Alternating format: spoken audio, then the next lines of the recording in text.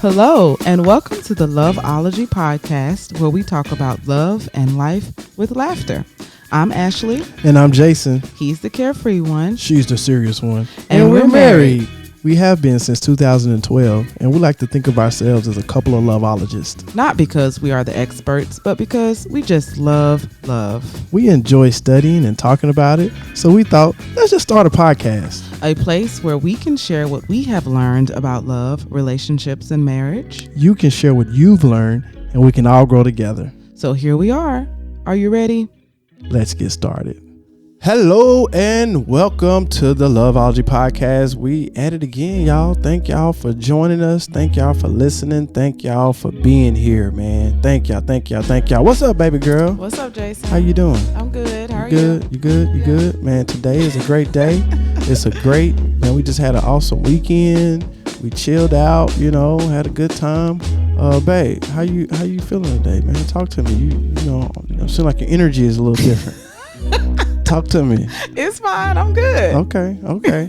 Well, so check this out. We have something special today. I love these episodes where we can, bring in some other people that can we just share the knowledge, share the wealth, right? What we got going on today, babe? So yes, today we are going to be talking about having a supportive partner when you're in a relationship. A supportive partner? What are you talking about, the love? importance of it. And we have a wonderful couple here to talk to us about this topic and talk to us about their experience. We have Yana and Cordell. Hey! Welcome to the Loveology podcast, man. Appreciate it. How are y'all doing today? Hey y'all, thank y'all for we made it. Mama, we made it. It's official now. We are official.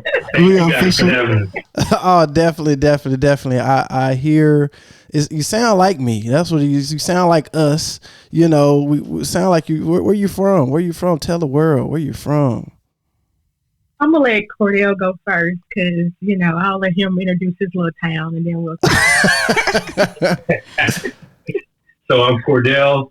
I am from South Arkansas, El Dorado, Arkansas. Shout out. What's the mascot down there? Wildcats. Hey, shout out to the Wildcats, man. I know a couple of cats from El Dorado. That's what's up. Well, y'all know what it is.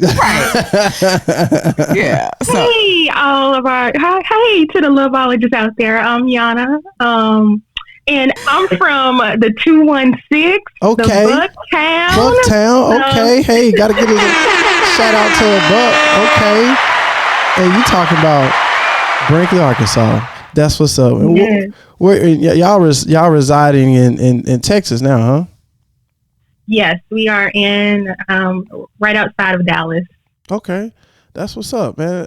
I appreciate you, coming on the show. I know my wife, we talk about the plugs, but we're gonna get a plug early. Yana, I know you have your podcast. Well, can I at least say that, for the listeners who maybe this may be their first time, that we all from the same hometown. Can we say that? Talk about that a little bit. Go ahead. You take it away. Everyone, Yana is my cousin. Hey, cousin in the house.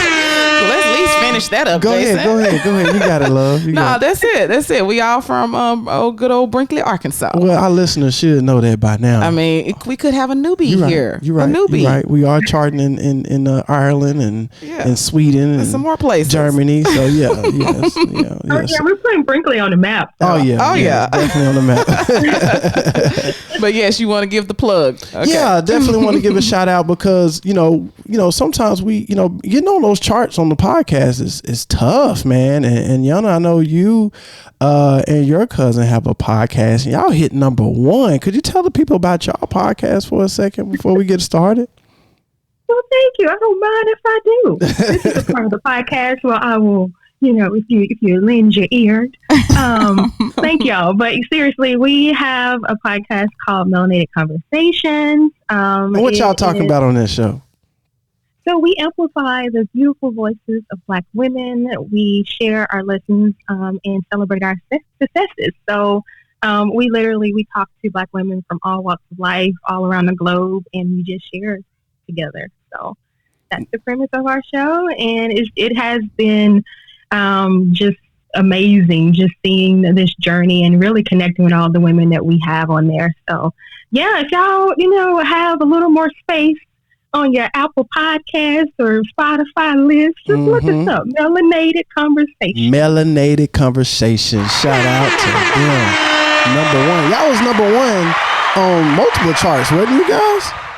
Yeah, and in the documentary and society and culture category. Well, that's a blessing. That's a blessing. Yes, yes. So thank you for taking your time. I know your schedule is busy.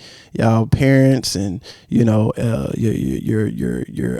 professionals. You got a lot of stuff going on, wearing many hats. So thank you for taking the time to come on our show. Yes, absolutely. No, thank y'all. This is like a date night for us. We're waiting the kids. They downstairs. I know, right? So yeah, y'all giving us some time. Yeah, you got a little wine. You got a little wine flowing a little bit. No, because we wanted to give y'all. Oh, okay. we wanted to give y'all sober. All right, babe. Let's kick this show off. Yeah. Okay. So again, like I said, we'll be talking about, just the importance of having a supportive partner, of being a supportive partner. So but first we want everyone to get to know you two as a couple really quickly. So let everyone know how long you have been together and married. All right. So we've been together, almost 15 years. Almost 15 years we've been together. We've been married for 11 years. 11 years in September. Yeah. September. I'm going to go ahead and claim that. We're going to make it there. We're going to make it there. And how old were you two when you got married? 2 and 23. Okay. Cordell, a year and some months older than me. Mm-hmm. Yeah. All right. Yeah. So I wanted to jump into that story of how y'all met, since you mentioned that for sure. Oh, you want me to tell? Yeah, go ahead and tell them. Tell the world. Oh gosh, he loves when this story is told because he feels like a man. Let me stop. No. So okay. So there's this little blue app called Facebook. I'm sure everybody's aware of it. But we actually met on Facebook, and at the time that we met, Facebook was just for college. It was only open just for college students, so it wasn't a Facebook you see today. And I was going to this university called University of Central Arkansas in Conway. Go Bears! Shout out to the Purple Bears. Yeah. And Cordell at the time was at Henderson State. Yeah, he was at Henderson State. Ready. Yeah. Okay. Whatever that is. No, I'm sorry. I got love for Henderson. I'm quit bugging him on that. But no, he was playing football and he was at Henderson.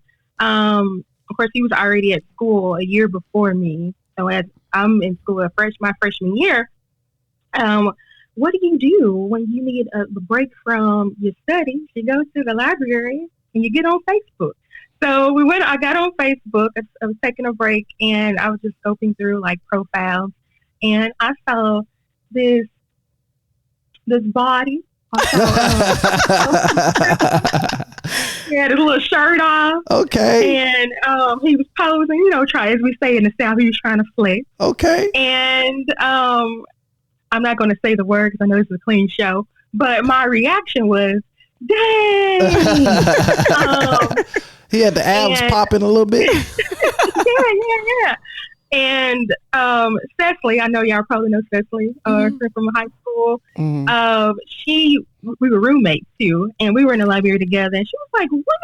And I was like, "Girl, what?" And she was like, "I dare you to write that. And I dare you to message him and say that. I wasn't gonna back down from no dare. So I wrote it. I wrote him a message, and I didn't think nothing of it. And I don't know how long it took for him to message me back, but by the time I made it, I guess back to my dorm, I saw I had a message, and he was, he tried to be still trying to be like a little, legit. Listen, he's a little smooth with it. Yeah, hey to you too. So, kind of just progressing through the story. So we, we talked quite a few via Facebook for a while, exchanged numbers, and then he actually came to meet me on my campus at UCA. And when I first saw him, I still had the photograph etched in my head, in my memory. When he came, I thought I was catfish because he was a little shorter than what the image appeared. Oh no! You thought that you had the camera a little bit low. At the camera low, ain't hot. I ain't mad at you. Sometimes I do that. Mm-hmm. No, but we chopped it up. Them abs was the same though, wasn't it? Jason. Them abs was the same. They was real.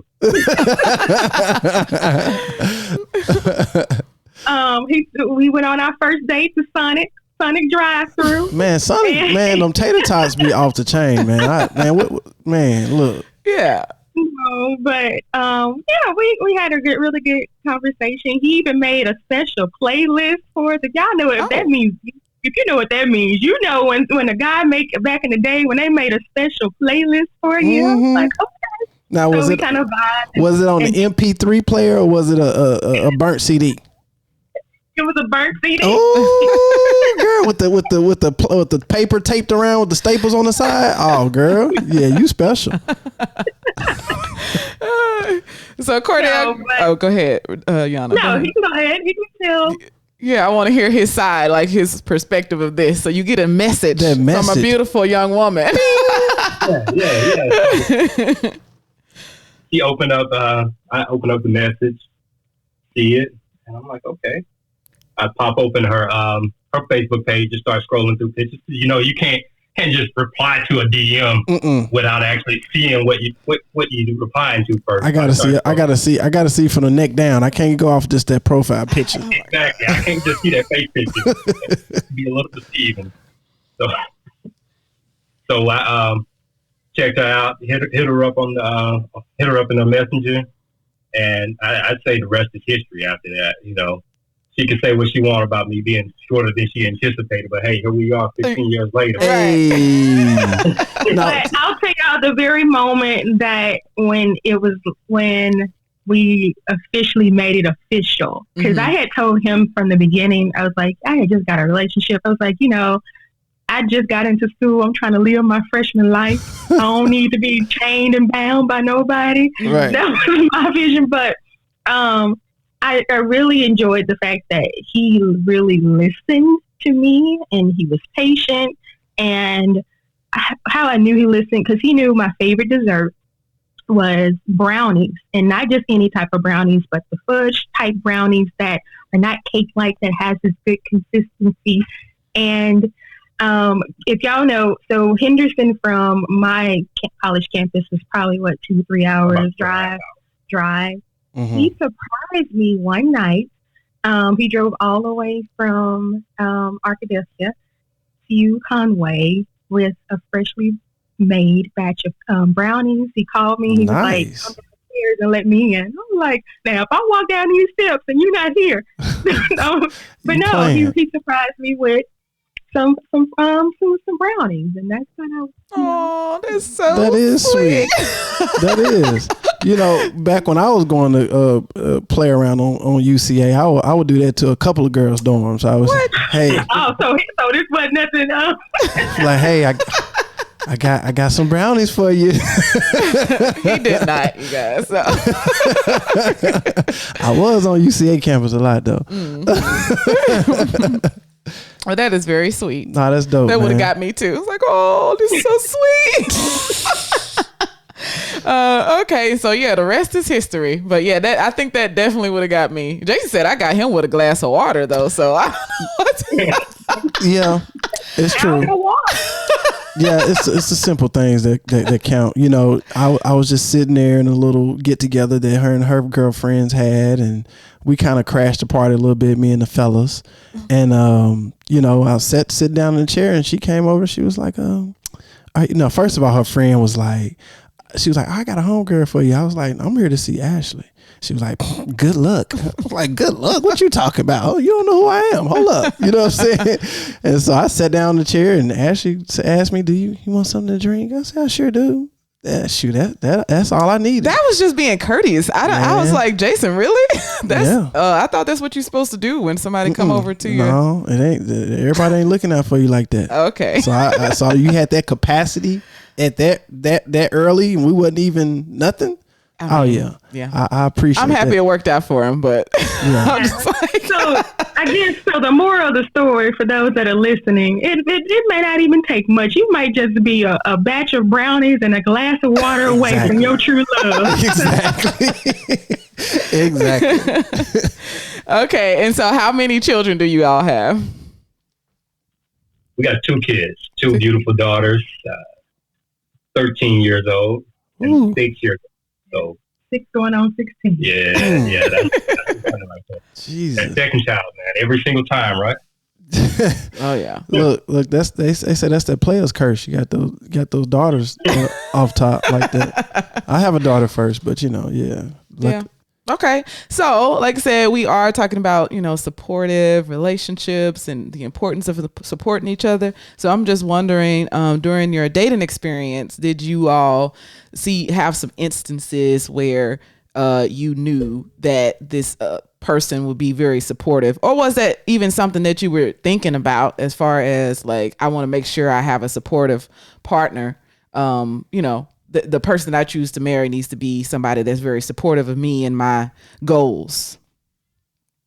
I think for us, our situation is very unique. Mm-hmm. We literally grew up together. Right. I think every major milestone in our adult years we experienced together. So I think us learning and growing with one another, that support just kind of came as part of the package. Because by this time too, we had our first child, and we went through undergrad, internships, master's degree, moves, all kind of different things together, career changes, That's all dope. Together. So everything with each level, it required some level of support with one another, some type of give and take.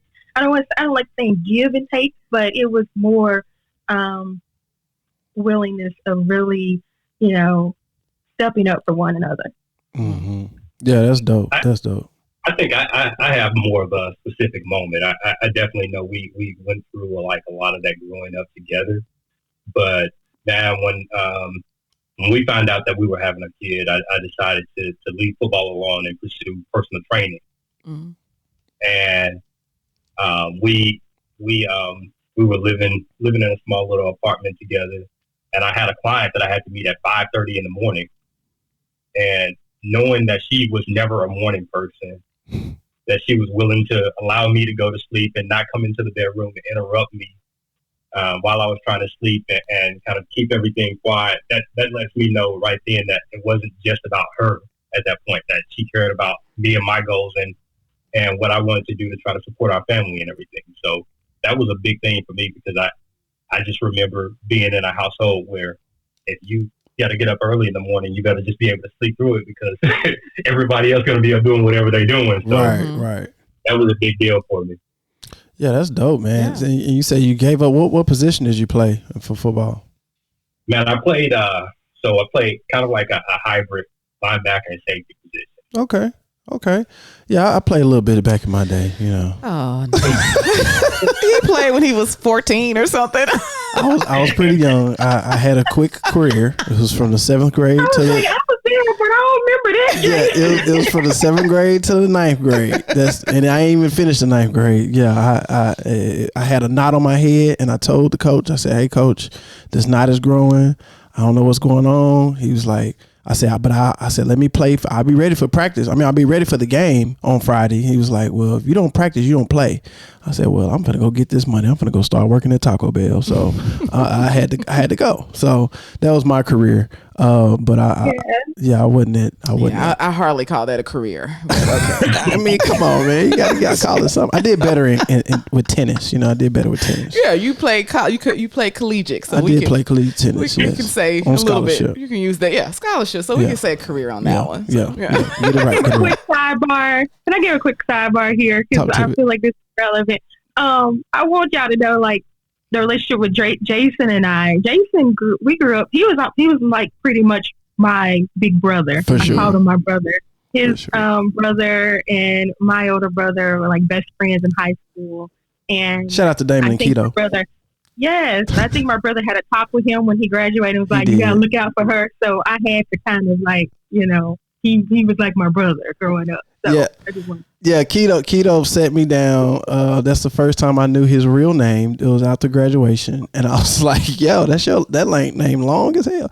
I was like, he sat me down. He was like, "Hey man, you know how Keto is. He look into your eyes, and he's just real serious and passionate. It's like, man, you gotta look out for my sister, man. Take care of her, man. Take care of her." I said, "Man, I got you, man. No, promise me, man. Promise it, man. I got you, dude." So, yeah, we was always cool, but from that moment forward, I was like Yana's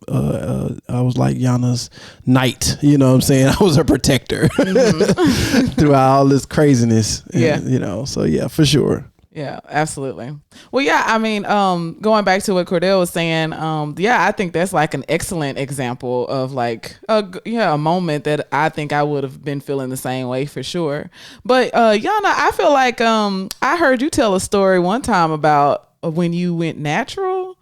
And you were going to go get your hair cut, and I think someone said something about maybe your, fiance. I think maybe Cordell was your fiance at the time. Does that ring a bell? Yeah. So she was like, I wasn't trying to tell that. This is actually relevant too, and it definitely does speak to his support for me because I had a period where I was going through some things in my hair, in my head, and some of it was health related. I wanted to just try just chopping it off and starting fresh. And this was at the time when natural wasn't like what it is now. Right. You couldn't find a product and you didn't walk around with your hair free flowing natural. But I was actually, I tried to transition, which is basically growing your own hair out for a certain amount of time and then just cutting some of the ends off. Mm-hmm. But it just didn't work for me. I let it go for like four days, and I was like, I can't do this. Either I'm going to have to just chop this off. Right. So he was like, I when I mentioned it to him, like, I'm going to chop it off, I didn't know what he was, what his reaction was going to be. I thought, because he always seen me with, relaxed hair or with braids or anything like that. He never saw, and I had never seen my own natural, so I didn't know what I was going to look like. Right, yeah. But no, what I was expecting, I didn't get. He was just, I told him, I was like, I'm tired of this. I said I was going to let it grow out, but, I'm just ready to chop it off. And he was like, okay, well, let's holler at DP, my barber. Let's go ahead and get you chopped up. And I was like, okay. And so when we made you, set up the appointment, went one Saturday, I was sitting in the chair, and his barber was just like clipping ends, and he was like, man, y'all sure y'all want to cut it? And I was like, if you don't get these clippers to my head and start chopping, it's not going to happen. It's either now or never. And we chopped it off that day, and y'all, for the women out there, y'all know, and when you first go natural, for some, I'm not going to say this is everyone's experience, but when you've never been natural before, it is learning a whole new journey. And your hair is still trying to get back to its state because it's been relaxed so long. But my hair was like, my head was like carpet dry, like real low pad dry. And I was like, real, like, man, what have I done to myself? I don't know what I'm gonna do. And he just told me, I still see beauty. I still see you. I didn't see you. I didn't see your hair when I saw you. I saw you. I saw your beautiful spirit. I saw how you take care of us. I see how, and that he really helped support me through those really tough moments when I first went natural. Because again, like I said, this was not something that was popular, common. Yes. And he really supported when he supported me getting out, my product junkieism. So I was able to buy all the products I wanted. Yeah, that's awesome. Yeah, I think no. I remember hearing something, or maybe I read something, but I thought that was very sweet. Maybe you made, I can't remember, but yeah, I thought that was very, very sweet. I was like, oh. That is. I was talking about growing my hair out. My wife told me don't do it. No, listen, I never been a big dread person, so he's talking about growing I dreads. don't know. I'm just saying. Listen, I just need them to be neat. I got the solution, man. What's the solution? What's the solution? My Facebook page, man. They got the dread, the wig. I saw that. I saw that. I ordered one. I ship it to you. Check it out, man. We can reveal it together. No. Yeah, just to try it out, just to see what it, because you might like them locks flowing. You know what I'm saying? You know, coming out the shower. Grow your own locks. I want you to grow your own locks. Don't do that. Just so you get the good visual. You know what I'm saying? With shirt off with the locks flowing and stuff. You know what I'm saying? Redhead one time. Let me turn my hair real quick. You know what I'm saying? We just Texas heat set up, and that heat get the whip for that wig, and it starts sliding. It is hot in Texas. I forgot about that. It's hot. Well, yes, I mean, those are both like really great examples, and those kind of all happened before you got married. So that was, I don't know. For me, we and Jason got married a little bit older, so I had kind of experienced. Well, I don't know. Maybe I shouldn't call my exes unsupportive, but support of me and my goals was very, very important to me. Mm-hmm. And that was definitely something that Jason had. And that was something that I was searching for. Like I'm like really looking during the dating experience on whether or not I feel like you are supportive of me. But I knew, I was older. So, Yeah, I answered all the questions correct. I said the right thing. She said, I'm thinking about going to the Navy. I said, go for it. Yeah. I had a couple of guys trying to talk me out of going to the Navy, and I was like, nope, this is what I want to do. And sorry, you can't jump on board, then peace. I was all on board. Peace out. So anyways, could we talk a little bit more about, I know, Yana, you said that, you guys basically grew up together. So could y'all just give us like a few more examples in what ways after you were married and just journeying through life together? Like you said, careers, moving from different states and kids. Stuff. Yeah. Like how was this working? Exactly. Y'all got time? Because we got stories. Go ahead. We got time if you got time. Look, this is our show. We ain't got no commercial breaks. No corporate sponsors. It's us. It's been an absolute journey. Like not only having each other's support, but like our parents have been critical in this throughout the entire time. From us having a kid super young while we were in college, and our daughter being able to go stay with my mother-in-law during the years during our undergrad, so we can actually finish up and not have to struggle through that during the week. We can focus on just working and providing, but also just being students. Mm-hmm. That allowed us to be able to not only get where we are today, but that I'm forever grateful for that time. And then from that, to taking internships in DC, unpaid internships in DC, and trusting each other enough to be able to live in DC without making a single penny. Oh Lord, how y'all do that? I haven't figured that out. It comes from support. Literally, we had a lot of family that pitched in. That whether if it was from a financial standpoint or them watching our oldest. At the time, while we were away, we had good staff at the university that supported us, and really, we were like, so not only, when I say we literally have walked this life together, we mean it. Like seriously, we were in the same major together, so that meant we were taking the same major classes together. We were taking the same classes together, studying for the same tests together, and our internship, it was a requirement for our program, and we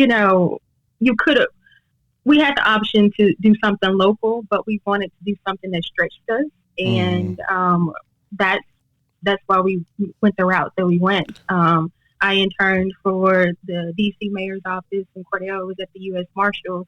And we were also in school too. Still, we were in summer school at the time, and it's a lot of our journey has just been, man, just full of support and just with the same goal of achieving greatness together. Yeah. Mm-hmm.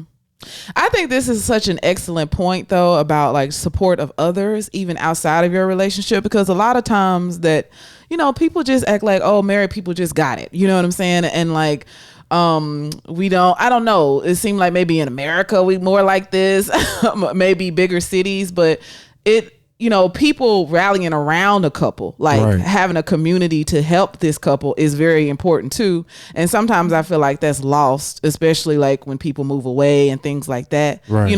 You guys had a good community of people supporting you all, putting their arms around you and helping you all as a couple. And like I said, I think sometimes that's something that people forget, that helps make a successful couple. Oh yeah. I think it takes a village. You hear it all the time that it takes a village to raise a kid, but I think it takes a village to do life. Honestly, like in the Black community, I don't know about how it was in Brinkley, but in El Dorado, it was big that you don't let nobody outside of your house into your marriage. I think that goes only so far, because reality is you got to have some resources and some wisdom outside of yourself. And that's not going to always come from your direct spouse to be able to get that. So exactly. I think it's so important, like particularly as a young Black male, for me to be able to open up and accept guidance and coaching and conversations from somebody else about what I should be doing as a husband and as a father and all of those things. I think that's a big part of our relationship, and I think that's needed in every marriage, is to be able to have that outside voice and those outside hands really help guide and direct you and help hold you together, because it's not going to always be easy or fun. Exactly. Such a great point. Exactly. Yeah. And it's almost like a trap, man. We trap ourselves into these difficult situations, and we don't, communicate with anybody, and we just struggle to get out of it, and nobody knows that you're in that situation. So it's important to have that support system from all types of people to help you and avoid those traps. Really, that's the whole point of wisdom, is to avoid the traps that life has set up for you. Exactly. All right. Well, keep going. Give us some more examples. Dang, Ashley she gonna drain y'all of all y'all. We don't have to get all of it, but I want a few more. But no, he kind of touched on it too. A big piece of the support that we got was, we not only were we newly married, but we were new as parents, and we were. I'm not gonna lie, it was hard at first to allow my mom to keep our daughter at the time, because I felt like I was not being a good mother by letting her go, and not being there for every moment in her first year or so of life. And but I realized that I had to let that guilt go in order so I can grow, because we were making a better life not only for ourselves but for her. Right. But just the fact that they, between both our parents, they don't understand how much they really, just those little things that they did for us, as far as stepping in the gaps that we needed them for, how it made us the couple that we are today, because they saw something within us that they didn't see or to get to experience for themselves. And just being able to no, we want y'all to finish our studies. We're gonna keep Arian. We're gonna do what we gotta do for her. Y'all don't worry about that. Y'all get her on the weekends. Y'all focus on your studies. I think that was our core of our support, and we couldn't not deliver on our end when they were going so hard for us. So right. I think that is what the beginning of of how we work so well and making sure that we support. Now, I'm not gonna lie to y'all. There have been moments where, all these moments haven't been just, glorious peaches and creams and lilies and rainbows. We actually went to counseling while we were in college. We went to our school counselor at college and got some quote unquote marriage counseling while we were students there, because we were seniors and we found ourselves in a fork in the road where I wanted to move. I wanted to get out of Arkansas. I wanted to start my career. I wanted to go to, I think at the time was Atlanta. Mm-hmm. And you were like, no, I don't want to go. I want to stay here. I want to get back to my community. I want to go back to, not even just, I want to go like to Little Rock or stay here in Conway. He wanted to go back to El Dorado. And I was like, I'm not. All my people in El Dorado, we're coming home one day. Yeah, El Dorado is like a big Brinkley, ain't it? They got a little bit more than Brinkley, I think. I said a big Brinkley. They just got a couple more stores. That's it. They got a Walmart. And we used to have that, but yeah. Right. But okay, but that was like our biggest, I think that was maybe our first real major like riff as a couple, because that was like, we felt like, okay, now we're at a point where we're wanting to take our life.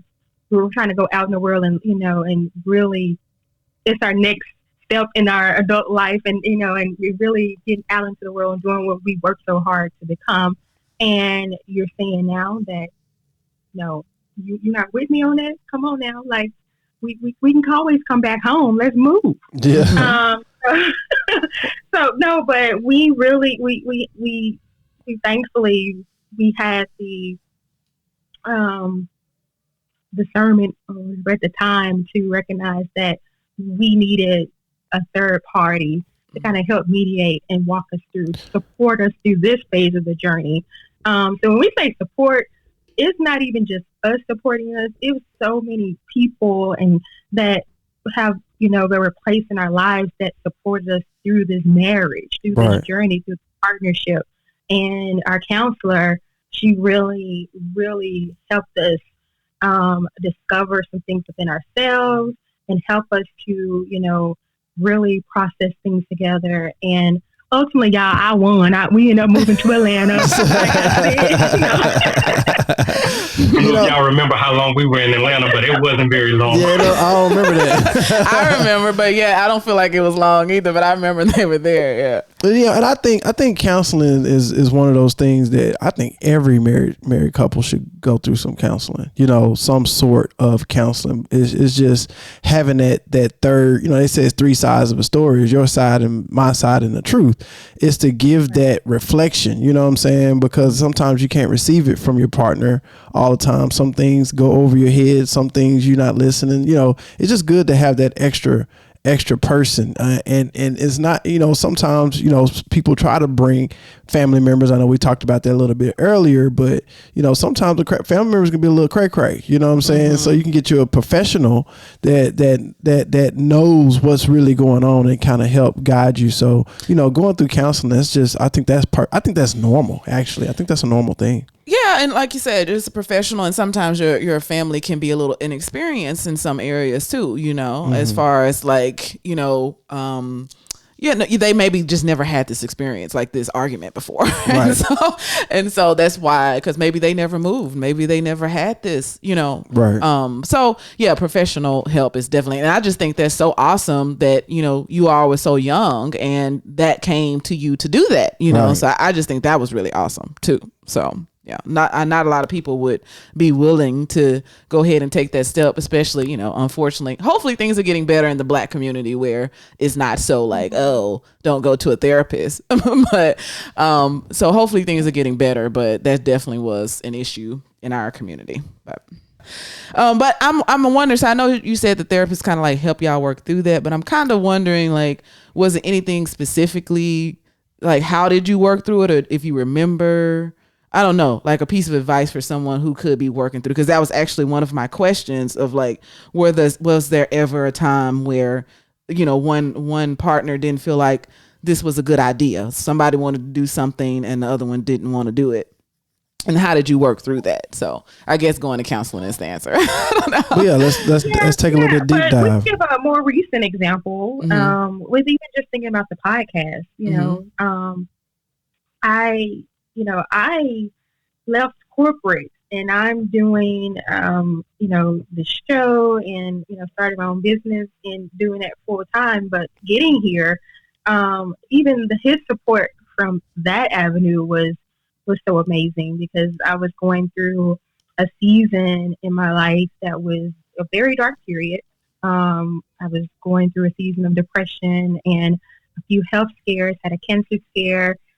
Parents were going through some health issues, and I was seriously depressed from everything going on, but mostly with my job within the role that I was in, and things just wasn't looking up. And I would just come home. I would try to rid all of that before coming home, but it just kind of wore me thin. And he saw it every day. And he finally sat me down and he was like, I don't know what it's going to take. I don't know what it's going to look like for us, but all I know is I don't want to continue seeing you like this. We're going to have to do something. And he gave me a deadline. He was like, go ahead and type up your resignation letter. And on this date, you submit it. That's dope. That's dope. We're going to figure out everything that whatever comes after that, we'll figure it out. But this is where these are things that you've been saying that you've been wanting to do and you see for yourself. We're going to work on getting you there. So, yeah, that's dope.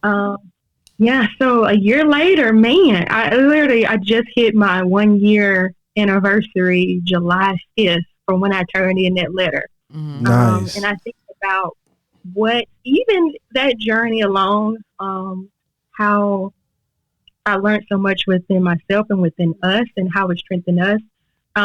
Because we had a lot of heals through that journey. There were some very difficult times. And it had me question, did I make the right choice? But what didn't change was his support and his faith in me and what he saw within me. And I knew that I had to kind of like when I mentioned about our parents and how what they saw in us, it was just like that same feeling. I saw that within him and me, and I was like, I gotta go hard at this. If I'm gonna do this, I'm giving it all that I got. Right. And yeah. And the abs, they helped out too. Jason, seeing those abs. You gotta bring them back. Hey. Well, that is just so sweet. Good job, Cordell. Good job. Yeah. Yeah, Cordell, do you have anything that you wanted to say to that, or? Yeah, I think just during that time, ultimately, as a husband, no husband wants to see their wife going through that, right? When you truly love somebody, you never want to see them in pain or suffering or things of that nature. And if there's anything that you can do to alleviate that pain, you put yourself in position to do that. And that's just kind of how I looked at that entire situation, whereas, okay, this is what's causing this issue. What can I do about it? As a husband, my job should be to be a protector first. Right. And that means protecting you in every way possible, not just from a physical standpoint, but from a mental and emotional, a spiritual standpoint as well. So, and that's what just kind of kicked in was that protector mentality of how can, in this moment, I support and protect my wife. And that's what we came up with is, okay, let's do some research. Okay. Nice. What do you need to make this happen? Okay. No, don't go back to work. I don't want you to go back to work because I want you to be able to focus on this. So we'll figure everything else out. And like you said, it's been some trying days, definitely a lot of trying and stressful moments. But, God continues to provide, and we continue to stay faithful. Right. Awesome. Amen. Mm-hmm. Hey. Okay, yeah. I mean, I'm still taking that one in, but that's a good story. You don't want to ask them about their whole life story. I mean, You did ask a question, Ashley, about a time that we didn't agree with each other. Yes. So that Atlanta trip, that moving to Atlanta, Mm-hmm. that was one that I was not on board with, for a couple of different reasons. But ultimately, it came down to just kind of wanting to taking that mindset of happy wife, happy life. Mm-hmm. But literally 2 days after we moved there, I knew we made a mistake. Oh, wow. What was it? It just felt wrong. I don't know if you ever get that feeling where you just feel like you're in the wrong environment. Mm-hmm. Oh, yeah. Spirit in the area just feels wrong. And I felt like every single person I met in Atlanta, that wasn't family. We got a lot of family out there and we love them. But every single person that I met that wasn't family, I felt like they had an agenda. They wanted something. Mm-hmm. And I always bring it back to like the quintessential story of what I feel about, our experience there was me playing in a men's league basketball team. And I'm playing ball and this guy playing point guard for us is like getting his butt busted all night long, man. Yeah. And we're like, dude, you gonna play some defense at some point? And he was like, dude, did you see my Escalade outside? It's the platinum edition. What? And it's like, what does that have to do with this game? Right. Get out of here. Everything felt so superficial, and maybe it was the part of town that we lived in or something of that nature, but it just never felt like home. Yeah. I would agree that the timing was not right for us, and I was basing my ties to Atlanta runs deep. Majority of my family lives there, so I would go there literally every summer, and it was basically my second home. Mm-hmm. So I was craving that same experience that I had as, growing up as a child, as a teen. I was living, getting out of the country, going to the city. So it was different and unique for us. And like you said, it was definitely probably, hindsight is 2020. It was not the move for us, but it did serve as a great example for us to know, like, hey, okay, y'all didn't necessarily work all the way through that, and you have to live. Sometimes you have to live through it to go through it. And for me personally, my realization had to come from, I had to be real humble and really start to like get out of my ego and what my own pride. So our journey to Atlanta was more of a personal life lesson of letting, thinking about the good for the both of you, for the family, not just for you and yourself, because ultimately it's not going to work if half the ship is working, it's going to fall down. Exactly. So, it was a struggle for me. So I never could find a job when I was there. I finally found one and it didn't work out. And the whole reason we moved up there was because Cordell actually got a job first. But I never could find anything. But I use I use that time to work on my master's. But it just wouldn't work out for us, and we end up not staying there. So I guess it goes back to like really you got to really work through and then set your pride aside. But that goes to say I'm not against Atlanta for our Atlanta people out there. ATL.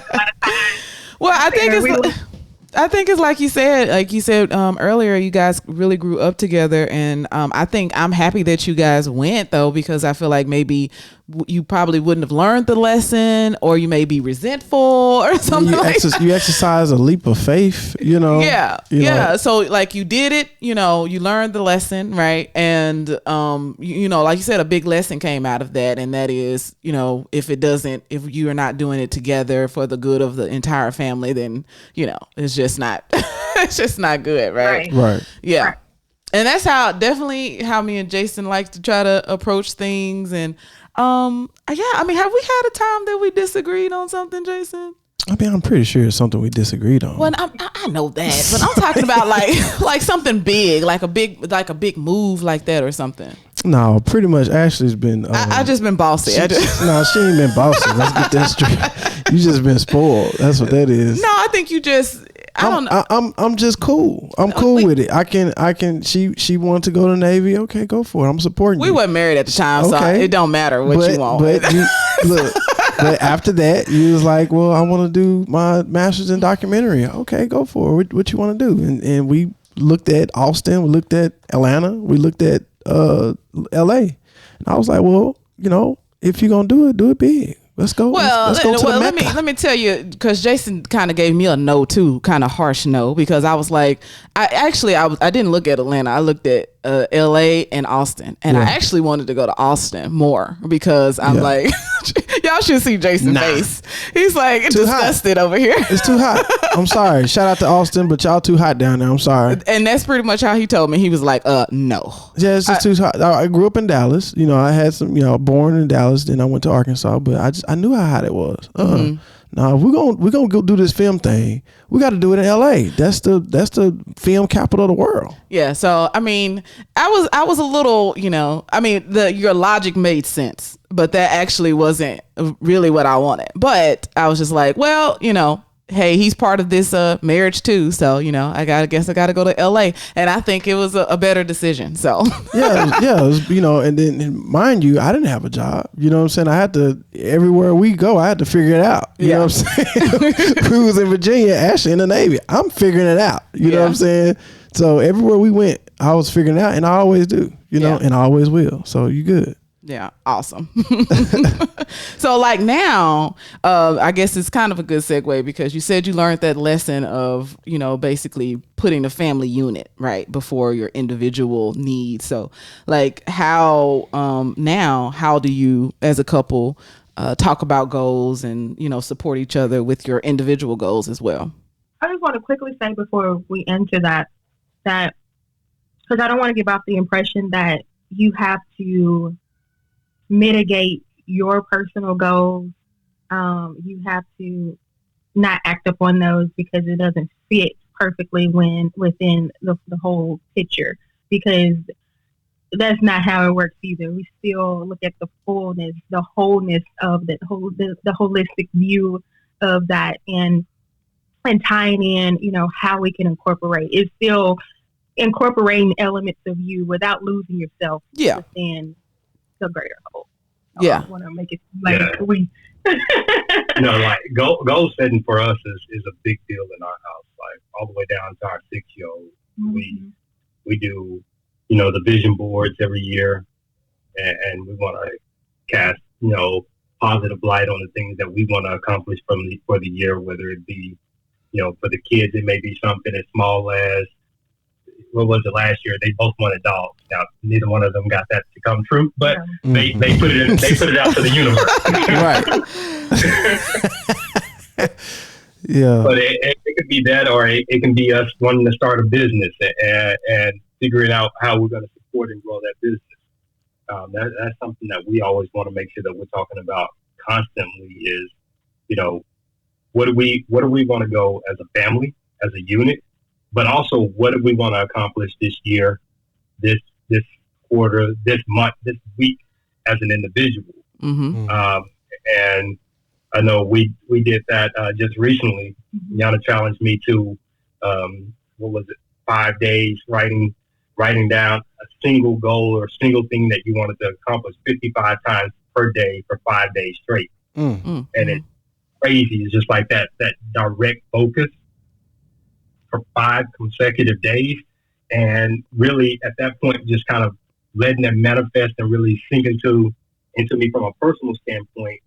It's crazy how when I looked up after those 5 days was over, I was right on track to hit that goal. And that's something that we really, like I said, we really challenge and push each other to make sure that we're staying focused on not only our big collective goals, but continue to challenge and push yourself individually as well. What was it called? Write it down, make a plan, or write it down, make it plain. Plain, I think. Yeah, write it down, make it plain. Real quick, what was that? So people can catch that nugget. You said write it 5 times, 555. What you say again? 55 times per day for 5 days. 55 times per day for 5 days.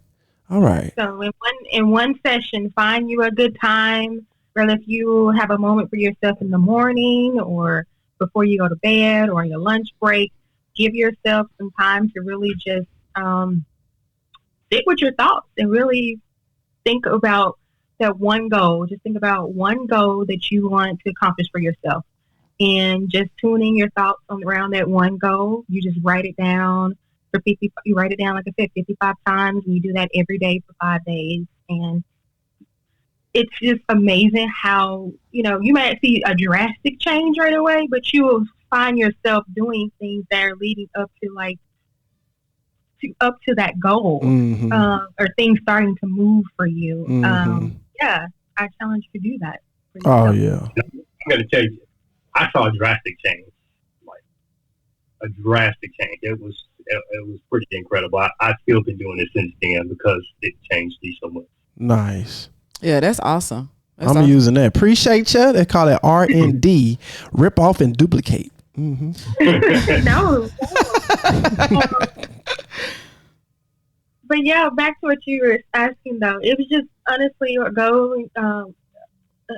goal setting is just like a heart for us because we're always. I think one of the good things about Cordell and I is that we both have this desire to always be better versions of ourselves, whether that's for ourselves or for each other or for our friends, our loved ones, for our communities. We always try to think of how can we become better versions of ourselves today, for tomorrow, for the next day, and for the next year. And that's how we go with the end in mind, and we think about all of that, and we just have. A lot of times we really, our date nights or our vibes is just really us, brainstorming and really just talking through kind of what our feelings are with where we want to take ourselves and, how we want to grow.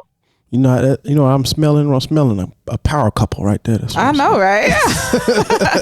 They already are, Jason. That's what I'm saying. I smell a power couple right there. Yeah. Yeah. Yana, so you were kind of, I want us to kind of really dig into the individual goals, because I also didn't want to give that impression either of just like, just toss aside what you want as an individual and just do everything for the family. I hope that's not what it sounded like what I was saying either. But no. So could y'all, so how do you balance all of this then? So you do the goals and you just talk, like get very specific with me. So y'all just like y'all go over your individual goals and then like decide. Individual goals come first in our house. I mean, like we're individuals first. Yes, we're a couple, but ultimately the relationship doesn't work if we're not happy versions of ourselves individually. Right. And so whether it be a health goal or a wealth goal or just a personal achievement goal, that's always been a first for us from day one, going all the way back to making sure that we finished our bachelor's degrees and then making sure we both finished our master's degrees. We always challenge each other to, okay, this is what you say your goal was. Nope, you can't quit now because you've already told me that's your goal. And kind of being that accountability partner for each other more than anything. So yeah, that's dope. That's from a personal standpoint, for me, for instance, I set a goal this year that I wanted to get my abs back. I wanted to lose some weight. Okay. Shout out. I didn't know that. I'm coming with you, man. I'm right behind you, brother. Jason on his 25 push-up challenge. Yeah. I'm a matter of fact, you're getting tagged, brother. You're getting tagged today. hey, I'm up to 200 a day, so bring it on. I told Jason he was gonna have to do 200 a day. Calm down. for the goal, like for what he wants. I said you're gonna have to do like 200. How you know what I want, baby? I'm fine with the skin that I'm in. Okay, yes you are. Jason, let me tell you the secret, man. Let me tell you the secret, Jason. Yes. Don't do them all at one time. Okay, break them up. Break them up. So I'm literally doing right now. I'm doing 200 push-ups, 200 rows, 200 squats, 200 crunches a day. What's rolls? Like dumbbell rows. So 25-pound dumbbells, just chest roll, bent over, pulling the dumbbell to my chest. Oh, okay. Dang, a lot of y'all out there. You fit people. Y'all like, man, this dude don't know what rolls is. No, I don't know what rolls is. Sorry, I just learned it. I'm literally doing that 200 times a day, but I'm only doing it like I do 25 of each one in a full set. And then I go do whatever I'm doing. I'm working from home right now. We in quarantine still, so like, and I'll break it up and like literally do that throughout the entire day. May do the first set at like 8 in the morning. May not finish my last set of until 8 at night, but it's working. I'm down below 200 for the first time in I don't know how long, and man, I can see my six pack again. She might not can't see it, but I know you know it's there. It's there. That's so. You dimple. Look, when you go outside, keep them guns on safety. I feel you. Sometimes I got to keep them on safety too. You know what I'm saying? My thing was I ain't want to get too fine, because if I got too fine, and it was gonna be too many girls coming after me, man. You know what I'm saying? I ain't want to get too fine on them. You know what I'm saying? Yeah. All right, we retired J-Rock. So. That's what's up. Yeah. So I you were saying something. Did you finish your thought? Oh yeah, about the individual goals. So, yeah. Like I set a weight loss goal for myself, and in the midst of me setting that weight loss goal, she did a challenge of wanting us to go vegan for 30 days. How was that? It actually was a lot easier than I thought it was going to be. I think we're going to do that too. Now I'm having to try to convince her that we need to go vegan more. We don't need more meat. Right. Yeah. Like it started helping me get to my goals. So Right. You pushed me to this challenge, and then during this challenge, I lost like 9 pounds, like real fast.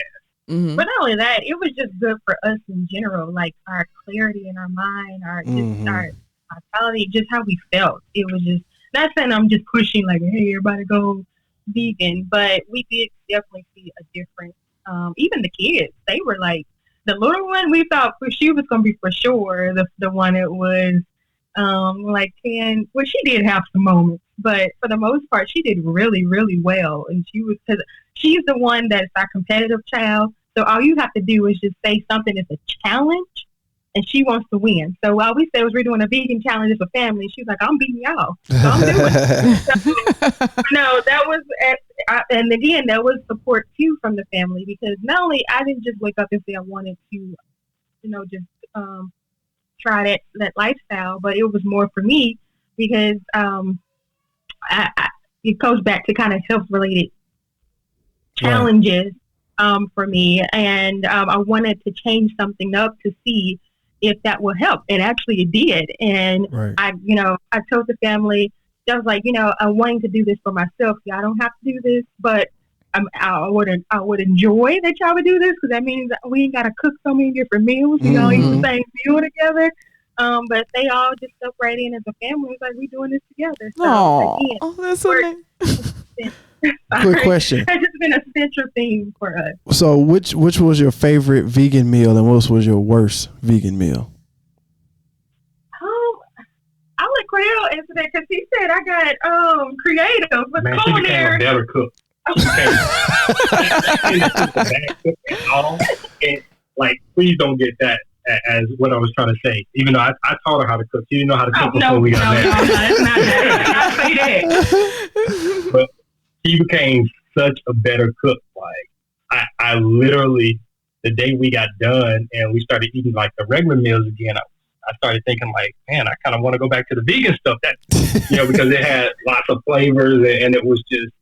And she would cook stuff from like all over the world. It wouldn't just be like one demographic of food or anything of that nature. Right. So, but if I had to say a favorite, I don't even know if I can come up with a favorite, honestly. You Out of just all enjoyed of it. them, I just enjoyed it. Well, give me a meal that's just give us some ideas, because I'm hungry. I want to get me some vegan in me. So, like, she cooked a lot of Asian food. We had a lot. She loves Asian food, so she cooked a lot of different Asian food. Nice. There was this Indian dish that she made, though. It's curry. I love curry, and she made some curry one time. Some curry goat. Was so good, man. I made it with sweet potato curry. Yeah. Okay.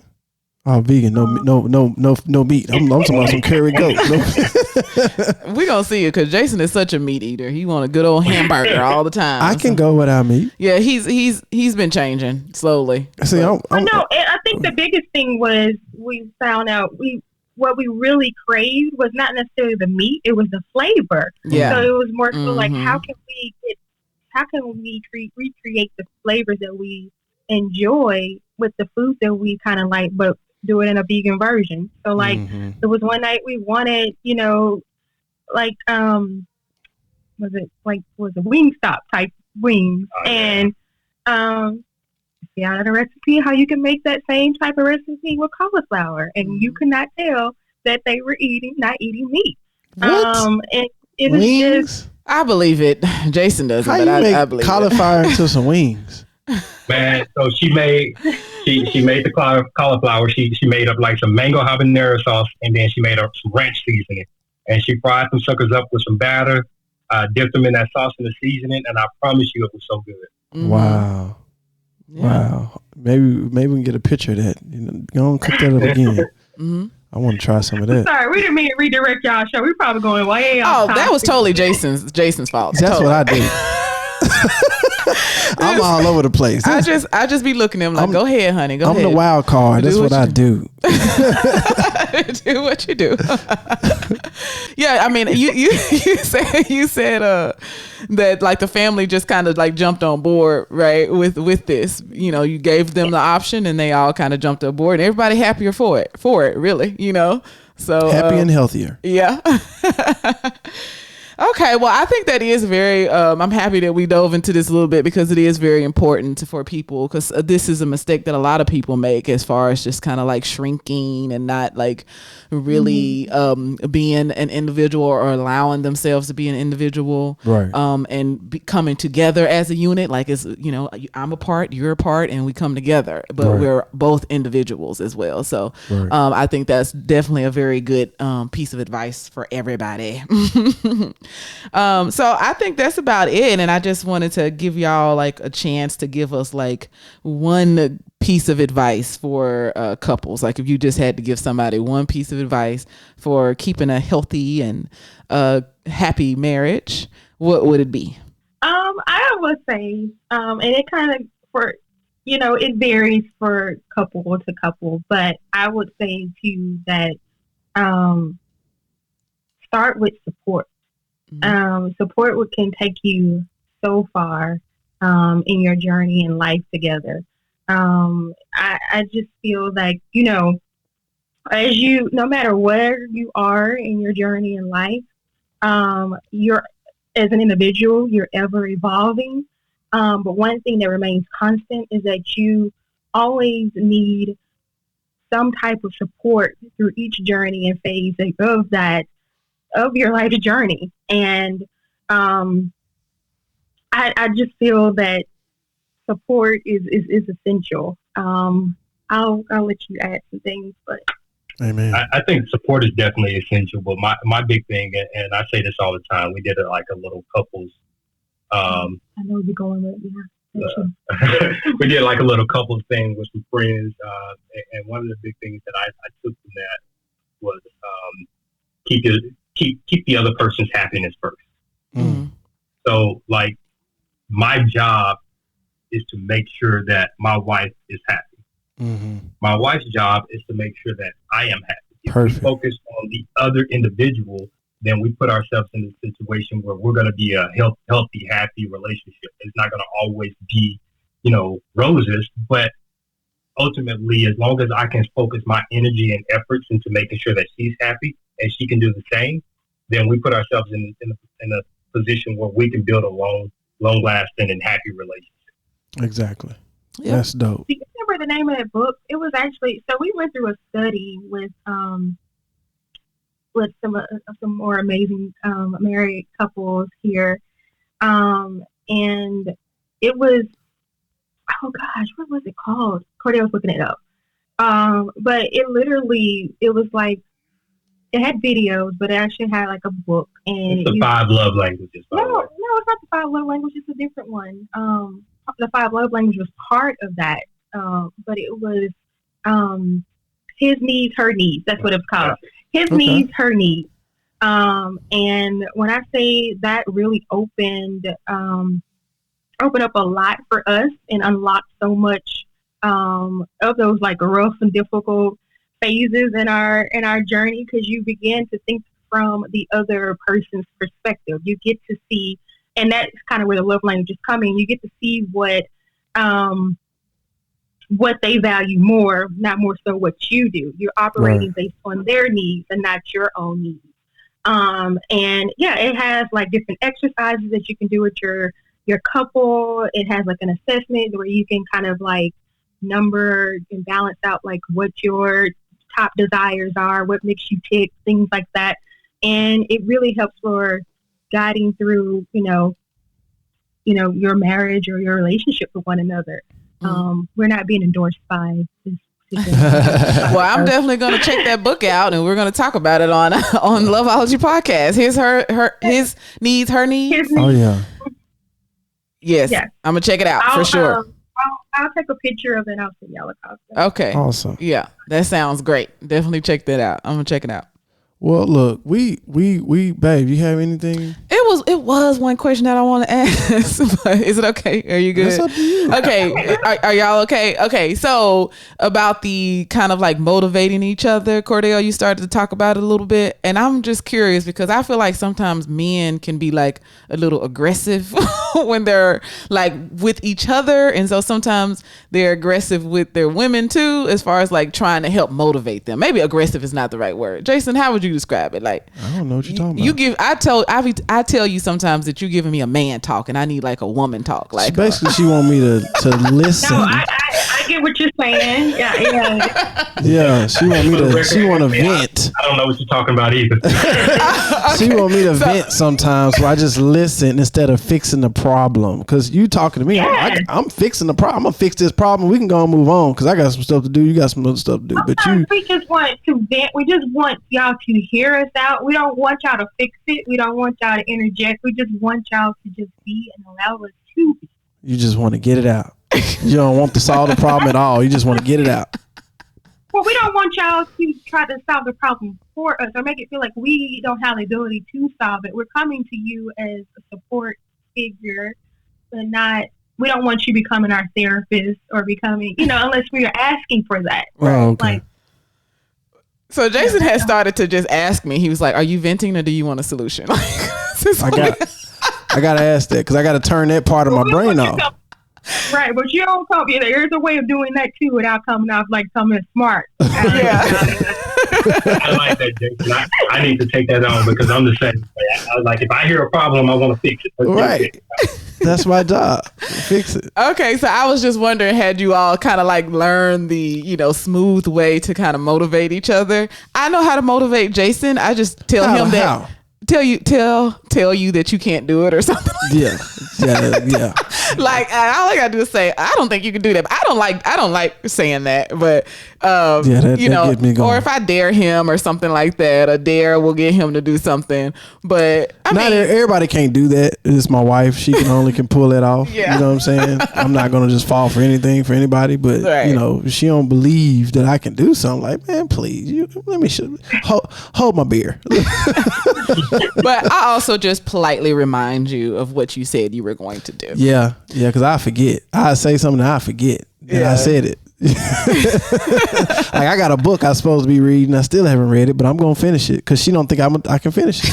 And it's been some months. That I tell him it's not that I don't think you can. It's just certain things that I don't feel like you have like the motivation to do, and I try to motivate you, but sometimes it's just like, okay, he's just not gonna do it. But I just forget about it. Yeah. So I was just wondering, had y'all learned? Because me and Jason still working on that. He motivated me yesterday. He gave me a pep talk, but I told him, I was like, you're giving me a man pep talk, and I really like a woman pep talk, but I don't like really know how to explain to him really what I want. But I gotta sit down and cross my legs and then get a pep talk. So yeah, that was gonna say that was kind of what I'm now having to reveal my secret to him. But it's just more so of guiding them to the goal. Mm-hmm. Like without them recognizing it, you are just re-emphasizing what their desires are. What I know about my husband is that he thrives off competitive challenge. He thrives on making himself better. Mm-hmm. And I continuously, I frame it in a way that incorporates us into that equation, mm-hmm. and how it impacts us and where do you see us going from this. And, let's go. Okay, you said this might have been your sales goal this year and this month, and this is what it's going to deliver for you. Okay, let's see what that looks like in the grand scheme of things. Okay, well, let's actually do a visual exercise. Let's go look at some houses. Let's spark you motivation in different ways that brings out that fire to get you to do it. Because I'm not like going to push you, like make you do something. I want you to have that will yourself, but it's more just putting it in a way where you refresh the mindset to where he can see the goal again. And I don't know if I'm making sense. No, I think that just helped me. I'm gonna try it on Jason for sure. No, for sure, I'm gonna try it. Yeah. Jason's rolling his eyes. We'll see. Yeah. I come from a football background, and so I play a little football too. You know what I'm saying? Don't forget about me. Between that upbringing and then being a personal trainer, where I gotta push and challenge people and motivate them to to do what they need to do in order to accomplish their goals. It's hard for me to turn that mindset off. Mm-hmm. And I struggle with it with my wife. I struggle with it with my oldest daughter because, that's not how she's motivated either. My youngest daughter, I can do that all day with her. And that's exactly what she needs. That's what pushes her. Right. But I'm still trying to learn how to motivate her all these years later. Yeah, because without coming off, like she said, where it's pushy or aggressive or anything of that nature. Mm-hmm. Yeah. Maybe write her a letter. Write a letter. I don't know. It's just for me, the words, I like somebody to put some words on paper. What's your love languages? I'll let you go first. So I'm like high physical touch. Like, I just think this is a man thing. No, it's some women out there like physical hold my touch too. hand, rub my beard, whatever it is. Like, yeah. Like, that's really high for me. And then for her, it's like acts of service. Yeah, acts of show service. me you. Show me thing. you. Putting folks to work. Go wash the you putting folks to work. That's what Ashley be doing. Yes, we're the same. We're the same people. You guys. Jason thing. is same exact thing. I'm acts of service and he's physical touch. So definitely been a challenge, but we get. I don't understand how me washing the dishes and cleaning up the kitchen make you fall in love with me, make you excited. I'm tired. I'm still trying to get it. I'm working. It's the thought of you doing something with and taking something. Not saying that. Oh no, let me just be clear. Now, women are not. They ain't the only ones that clean the dishes. Right. Now. Right. But whatever that is, if it's just something that you just had to stop to do to kind of ease my mind and not even ask me, and I'm just, that goes a long way. Y'all don't know a way to most women's heart is to do something for them that they weren't expecting. Oh yeah. Okay. Get me every time. That's what I'm trying to do. I'm trying to give you a kiss without you expecting it. You know what I'm saying? Shoot, look, I'm stepping out the shower butt naked without her expecting. That don't work sometimes. That'd be terrifying. Look. Well, okay, yeah, that is the last question, you guys. Thank you guys so much. I think that you guys have dropped like some incredible knowledge. Oh yeah, some golden nuggets in here. Yes, and you guys have really helped out somebody out here that may not be understanding like how this is supposed to work. So, Thank y'all. We appreciate being on here, and we just want to say, it's love is support is support, but honestly, a lot of it is just learning to have new ways of learning to have fun with one another. Right. It when you with somebody with them forever, that's a long time. You gotta enjoy this time together. Oh yeah. Just on the ground of fun. Oh yeah. We admire y'all too. We thank y'all, and we appreciate y'all giving us some time to tell our story. For sure. But this is such a rarity that shouldn't be like really. I'm thankful that y'all are doing this and showing not only just love in general and talking about love in general, but y'all are actual demonstration, a depiction of Black love and young Black love, and we need to see more of this. Oh yeah, man, appreciate it. Thank you, I appreciate that. Y'all doing the same thing. Exactly. So shout out to y'all. You know what I'm saying? That's what's up. So check this out. Typically, we on Wednesdays we do a live discussion. We want to invite you guys on a live discussion on Wednesday. It's going to be on Facebook, 6 o'clock Pacific, 8 o'clock Central, 9 o'clock Eastern, where we just give a brief overview of what we talked about on this particular episode. We do a spin the wheel and we give away some stuff. So all you listeners out there, catch us on Facebook Live Wednesday coming up. So we all be able to make it, Yana and Cordell? I think we can make it. I can make sure that I'm not working. I tend to overwork sometimes, so I'll make sure I'm not working. I'll make sure I'm there. Awesome. Well, we'll see y'all there. And again, I appreciate everybody. Yana, go ahead and give your podcast plug again for all the people that made it to the end.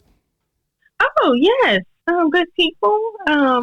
Tune in to Melanated Conversations. We're on all streaming platforms. You can also check us out at melanatedconversations.com.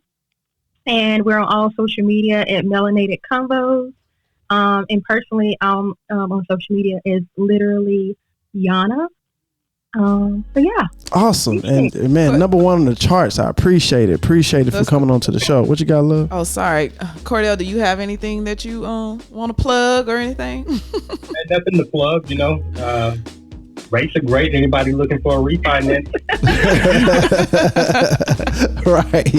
What's the points going on right now? What's the 2.7? Hey, what's that? Can you get down to a 2.5? We can do a 2.5, man. I quoted a 2.5 today. Nice. That's what's up. All right. Well, that concludes our show. We'll thank y'all. Thank everybody for listening. We catch y'all later. Peace out. Bye. Peace out. You've been listening to the Loveology podcast. Did you have fun with us today? Tell a friend about our show. Follow us on Facebook, Instagram, and Twitter to keep the conversation going. Be sure to subscribe so you'll never miss an episode. Visit us at loveologypodcast.com. Thanks for listening. Until next time, Loveologists.